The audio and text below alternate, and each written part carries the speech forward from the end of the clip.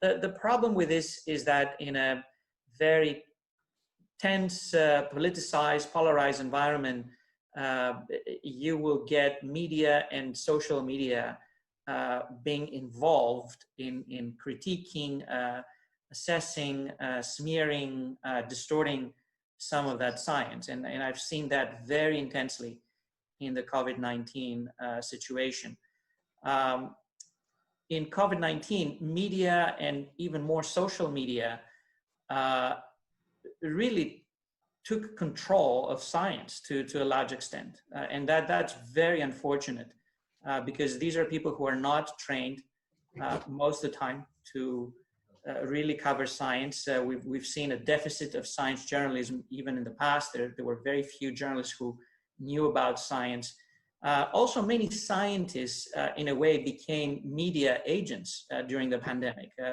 I know of many highly respectable colleagues who became social media animals. Social media are not necessarily a place to have balanced scientific discussion. They have the benefit of rapidity and of some sort of unhindered expression, which is great. But at the same time, it creates a situation where science is shaped and approved or disapproved by large mobs rather than careful thinking, proofs, evidence. You have people who can tweet away more than their opponents, who can harness a larger crowd of followers, and also journalists who can really shape a given reality of evidence, which may have very little to do sometimes with real evidence. That was point yes.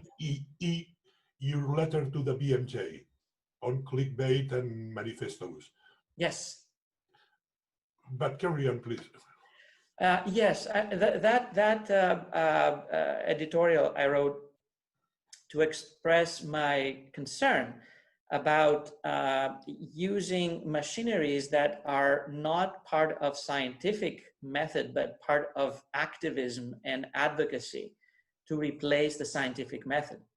I've seen many scientists who somehow in their tweets and in their open letters, in their social engagement, they say, many scientists agree with me, and my opponents, they're just fringe people. They belong to, they're pseudoscientists, even worse. And pseudoscientists may include Nobel laureates and extremely talented scientists and some of the top methodologists in the world. So it creates a very explosive mix when you get scientists behaving as activists or advocates. And collecting signatures is probably one such example. I'm perfectly fine with collections of signatures when it comes to ethical issues like people being fired or some ethical issue in the community that needs to be settled with mobilization of opinion. But saying that I have one scientific theory that I will prove it because I have collected enough signatures, this is completely ridiculous. I think that Copernicus would have collected one signature and he would have had probably thousands of quote-unquote scientists in his era saying that his heliocentric model was entirely wrong. Einstein in 1905, again, he would have a single vote for his new theories, and if you were to ask everyone else, they would say they hadn't heard about it, or that would be completely wrong, and they would be wrong. The third point is the involvement of politics, which makes things even worse. I have felt that science has had kind of a difficult relationship to politics. Ideally, you want science to inform society and leadership in making decisions. This is the ideal situation when good science based on good evidence is informing the decisions of our society. And obviously these decisions will be made in most circumstances by politicians or other types of leaders. However, you reach the situation where you may see that politics is subverting science, that politics is taking control of science in different ways. And what we have seen in the COVID-19 setting, we have seen that scientific positions were espoused by specific entities in the political divide. If you were to claim that you believe in X, you would be immediately classified as conservative or progressive or Trump supporter or Biden supporter. And again, I think this is completely ridiculous because science is not dictated by politicians, by parties,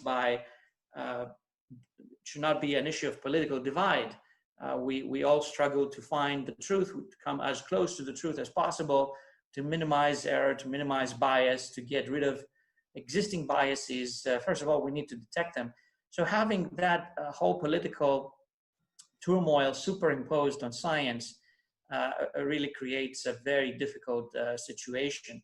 And obviously then you get all the methods of politics, including lobbying, including subversion, including smearing of opponents, including fake news, including social media campaigns, including distorted journalism that are infused into science. And that can be devastating. I think science is very delicate. If you start treating it with such doses of poisons of that sort, science is dying. And what you're left with is just angry, opinionated experts at each other's throat, which is not what science should be at any point by any means.